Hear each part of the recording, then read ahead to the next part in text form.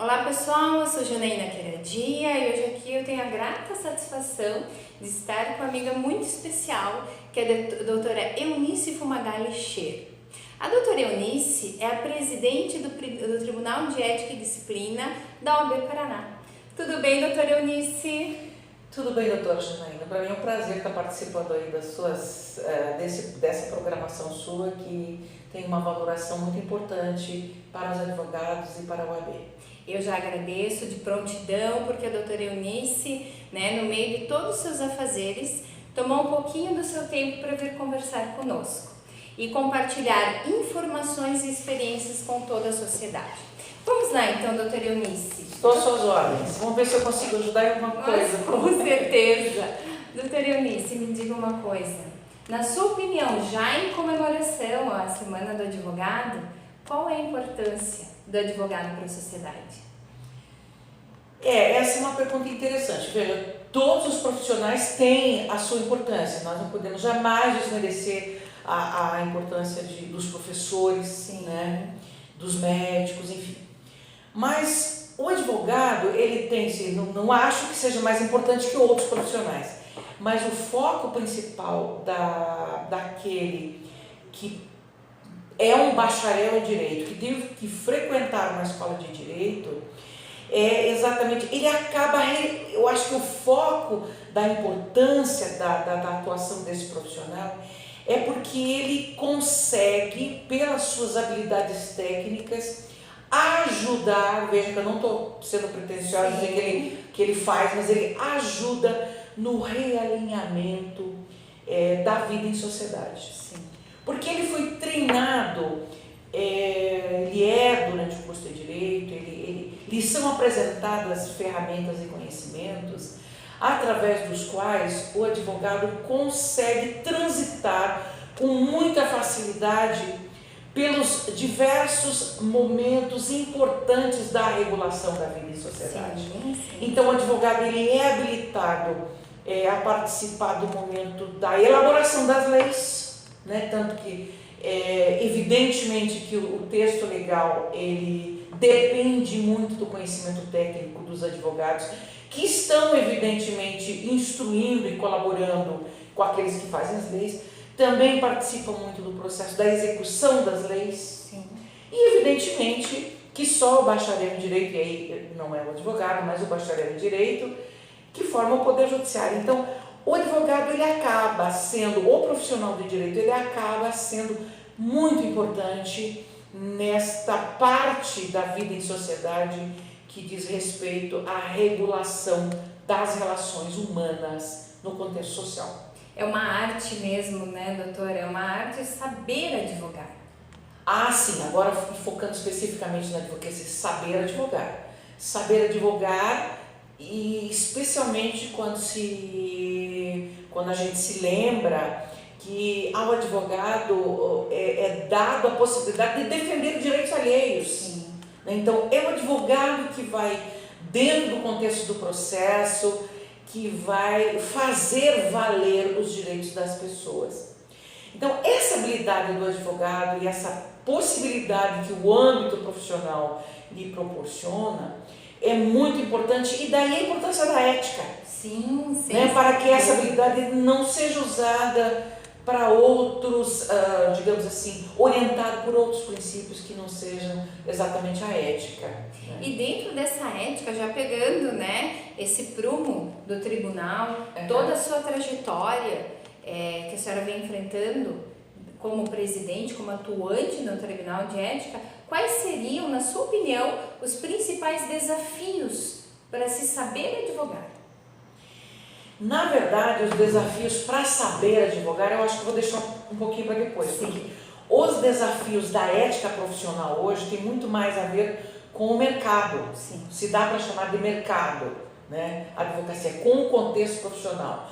Nós, advogados, corporação e a sociedade como um todo, porque esse não é um problema dos advogados, mas é um problema da sociedade como um todo, professora Janaína, tem enfrentado um problema gravíssimo, que é o excesso de profissionais. Sim. Nós temos uma quantidade muito grande de advogados, novas faculdades são autorizadas a funcionar e faculdades de Direito. Todas as semanas a gente tem notícia, abertura de novas faculdades e tais lugares. Nós sabemos, para começar, que é impossível encontrar em todas essas localidades professores capacitados para todas essas faculdades. Bom, ultrapassado esse problema, ainda que se tenha professores capacitados, eu não imagino que haja mais espaço no contexto profissional. Isso a gente tem que ser realista. Sim. O estudante de direito tem que ter isso presente. Sim. O profissional recém-formado, os advogados e a sociedade tem que ter isso presente. Não há mais espaço. O Brasil tem uma quantidade tão exagerada de advogados que, somando todos os outros países do mundo, o Brasil tem o dobro do número de advogados somados em todos os outros países do mundo. Ou seja, tem alguma coisa errada nisso. Então, para que abrir tanta faculdade? Nós não estamos mais precisando de profissionais. Tudo bem. Agora, voltando à questão específica da advocacia. Esse é o contexto. Sim, eu não posso analisar a dificuldade ou facilidade da advocacia fora desse contexto, que é um contexto extremamente cruel, porque nós temos uma competição muito grave e isso pode redundar no aviltamento do exercício profissional. Isso é muito grave. Um advogado se submeter a determinados parâmetros, ser orientado por determinados valores, porque ele precisa trabalhar, ele precisa cativar o cliente dele. Sim. Né? Então, esse é o desafio. É manter vivo no advogado, mesmo num ambiente adverso como esse, manter vivo nele este fio condutor da ética profissional, de que ele tem que ser pautado, a sua atividade, independentemente das dificuldades do mercado, que não é um mercado, mas do contexto profissional, independente das dificuldades, ele tem que se lembrar e se pautar as suas atividades, o exercício profissional, por valores que são imprescindíveis. Sim, certamente. Então, esse é o desafio, é manter o advogado focado na sua função social, pautada por princípios de ética e de disciplina, num ambiente tão hostil como tem sido o ambiente da advocacia. Sim. Deixa eu só dar uma pausa aqui para ver um negócio. Teve um determinado momento que deu... Não. Eu pensei, sabe que eu fiquei com medo que ele estivesse cortando o vídeo, mas tá tudo bem. Eu escutei tá pi, né? Eu também escutei. Eu pensei, era o que me faltava, né? Isso vai pro corte, os erros da gravação. Então, vamos lá.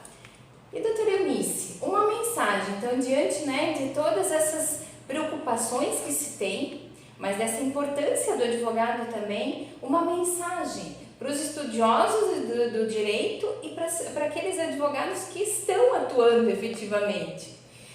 Professora Janaína, eu tenho tentado ao longo da minha vida manter algum otimismo em mim mesma, mesmo diante do quadro, das dificuldades, do contexto altamente controvertido no qual nós estamos inseridos, com tantos escândalos de corrupção, né, numa sociedade que parece, eu não sei se é verdade, mas parece estar desprezando valores que são muito importantes para ela, até para justificar a sua existência, a sua continuidade.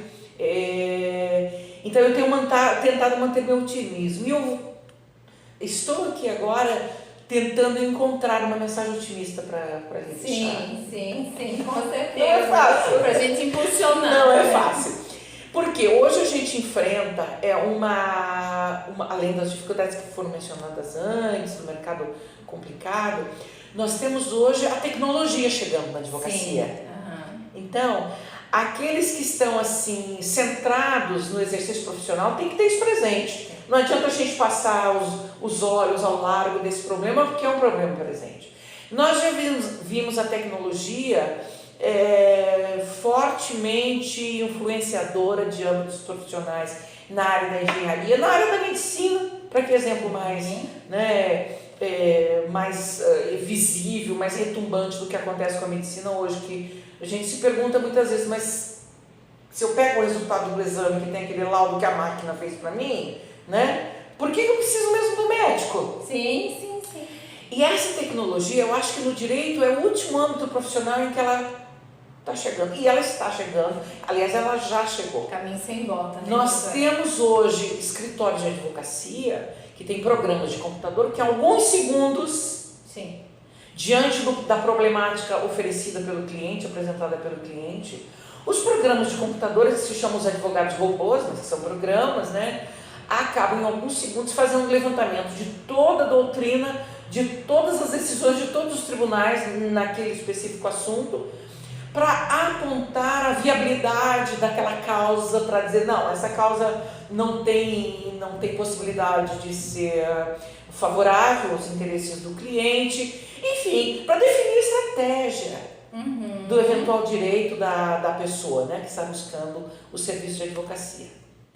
Então, nós temos que ter presente que a tecnologia haverá de tirar do mercado um percentual muito exagerado do número de advogados que hoje estão se inscrevendo na ordem, enfim, até de advogados antigos que não se ajustam a essas novas técnicas. Sim.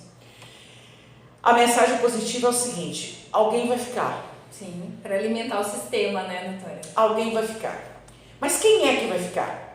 Além dele ser muito bom na área de informática e de novas tecnologias, quem vai ficar? É aquele que efetivamente tiver, sob o ponto de vista pessoal, atributos muito positivos. Exatamente. Muito positivos. Aquele que só sabe copiar, que não tem criatividade, que não tem determinados atributos pessoais que levem eventual cliente a optar por ele ao invés da máquina, esses vão ficar de fora. Esses estão fora do mercado no futuro. Quem é que as pessoas que precisam trabalhar, enfim, que precisam buscar seus direitos, seja em âmbito administrativo ou judicial, vai precisar?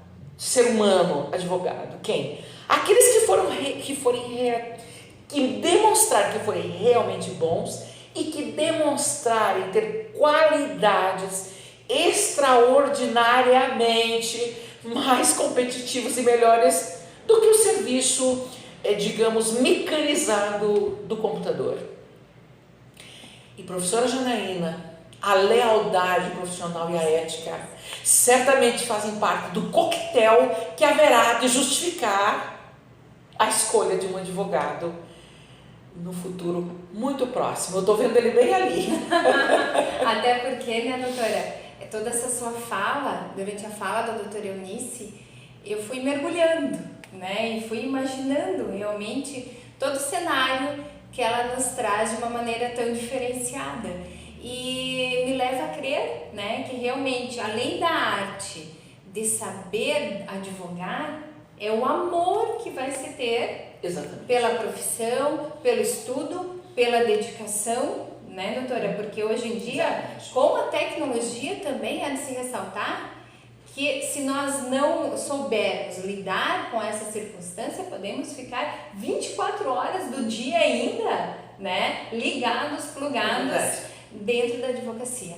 Então, saber ter o amor, o equilíbrio, sim, e a dedicação. Exatamente. Faço minhas as suas palavras, professora Janaína. Nossa, eu agradeço imensamente, como sempre, falar com a doutora Eunice é um aprendizado, né? Quero agradecer aqui, doutora Eunice, por todos os momentos que eu tenho compartilhado com ela junto ao Tribunal de Ética, para vocês tiveram uma noção de um pouquinho, né, do que eu me deparo no Tribunal de Ética. Para mim é um aprendizado muito grande, doutora. Então, muito obrigada pela amizade, muito obrigada, né, por sempre nos amparar com o seu conhecimento. E eu já quero também lhe agradecer, lhe parabenizar pela sua atuação frente ao Tribunal de Ética. Imagina, eu que agradeço a sua generosidade, não apenas por estar contribuindo para o Tribunal de Ética, como para ter me convidado para essa entrevista e pelas palavras que acaba de proferir. Então, muito obrigada. Muito obrigada, pessoal. Até a próxima.